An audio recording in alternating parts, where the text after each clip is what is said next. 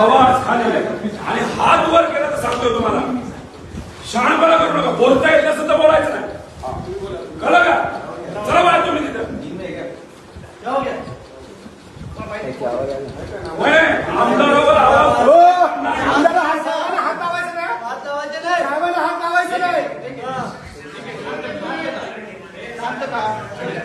पोलिसांना सहकार्य केलं, पोलिसांनी नीट वागलं.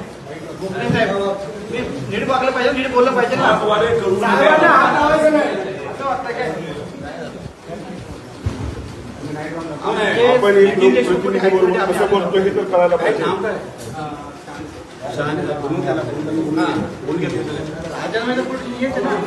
चौकी नाही पोलिसांना सांगितलं साहेबांनी. आमदारला आणलं जाते आणि त्याची असणारी दखल घेतली जात नाही काय. तुम्ही साधे पीएस आहेत असं हातबीत करून बोलताय.